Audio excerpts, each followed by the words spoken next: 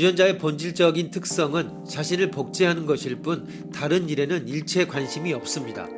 이기적 유전자라 부르는 이유가 여기에 있습니다.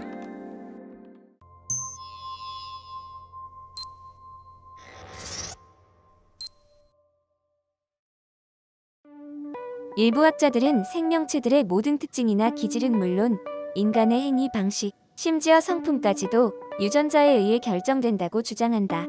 실제로 동물들의 유전자를 분석해보면 길이 1mm밖에 안 되는 미물인 선충과 인간 간의 유전자적 동일성은 40%에 이른다. 인간과 오랑우탄 간의 유전자적 동일성은 96.4%나 된다.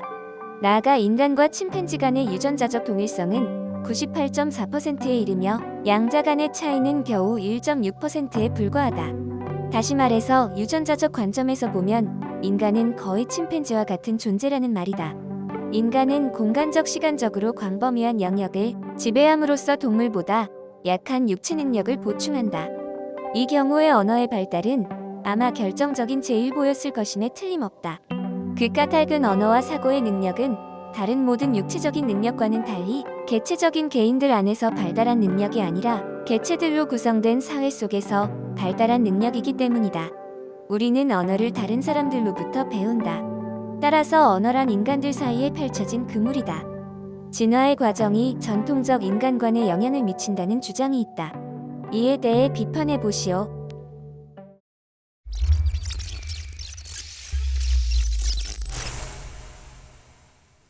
어떤 동물종은 자연도태의 결과로 어떤 특정한 육체적 기능을 거의 완벽에 가까울 정도로 발달시키고 있습니다. 동물종은 생존 경쟁에서 살아남기 위하여 바로 이러한 특수화된 기능에 의존하고 있는 것입니다. 그런 까닭에 외계의 조건이 심하게 변하면 이들은 변화된 환경에 순응하지 못하고 죽고 맙니다. 유독 사람의 경우에만 이 특수화가 다른 방식으로 일어나고 있습니다. 인간의 신경계는 사람으로 하여금 생각하게 하고 말할 수 있게 하는데 사람들은 이를 통해 동물보다 훨씬 큰 규모의 공간과 시간을 가질 수 있게 되었습니다. 공간적으로 먼 곳에서 일어나는 것을 상상할 수도 있으며 다른 사람들의 경험을 이용할 수도 있습니다. 따라서 인간은 어떤 의미로는 동물보다 훨씬 더 융통성이 많고 환경에 잘 적응할 수 있습니다. 그러므로 인간은 이와 같은 융통성 면에서 특수화되었다고 말할 수 있습니다.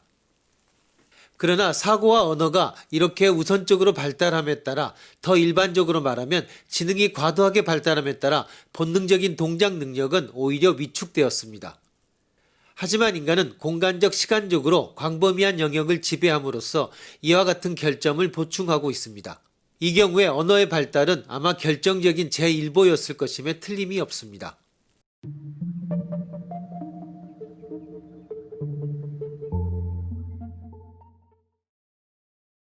조지 윌리엄스는 자연선택의 근본적인 단위를 개체가 아니라 유전자라고 주장했습니다. 유전자는 개체보다도 더 근본적인 선택 단위가 된다. 자식이 부모를 닮는 것은 세포핵의 염색체 속에 있는 10만 개 내외의 유전자 때문이다. 유전자는 다음 세대의 몸의 설계도에 관한 정보를 전달함으로써 몸의 특질뿐만 아니라 행위의 특성까지도 결정한다. 유전자는 한 세대에서 다음 세대로 계속해서 자신을 복제해서 자신의 영속을 도모한다. 70년대 리처드 도킨스는 이 개념을 더욱 확장해서 이기적 유전자라 부르는 이론을 제안했습니다. 도킨스에 의하면 유전자가 선택의 핵심이기 때문에 개체는 오히려 이런 유전자에 의해 지배되는 거대한 자동장치에 불과합니다. 그리고 이 유전자의 본질적인 특성은 자신을 복제하는 것일 뿐 다른 일에는 일체 관심이 없습니다. 이기적 유전자라 부르는 이유가 여기에 있습니다. 그렇지만 환경에 적응하여 생존하며 자손을 번식하는 것은 개체입니다. 적어도 우리가 관찰하는 현상에서는 개체가 자연적 선택의 단위라는 것은 부인할 수 없습니다. 이 현상을 유전자 선택 이론에서는 어떻게 설명할 것인가? 이런 문제를 해결하기 위해 도킨스는 자기 복제자로서의 유전자의 개념을 선택의 도구라는 개념과 연결시킵니다. 도킨스는 그의 이기적 유전자 이론을 인간의 모든 행위에도 적용시킵니다. 이것은 생물학적 결정론입니다.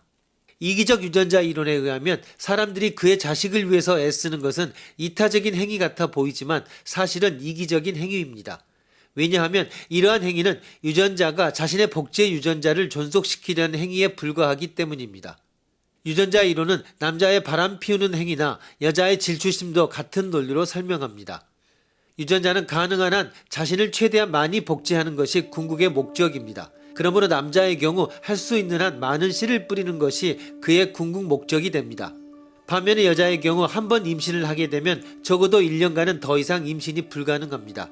뿐만 아니라 아이를 성장시켜야만 자손의 번식이 확보되는 상황에서 아이의 성장에 필요한 동업자, 남자의 에너지가 다른 것으로 유출되는 것을 최대한 막는 것이 유리합니다.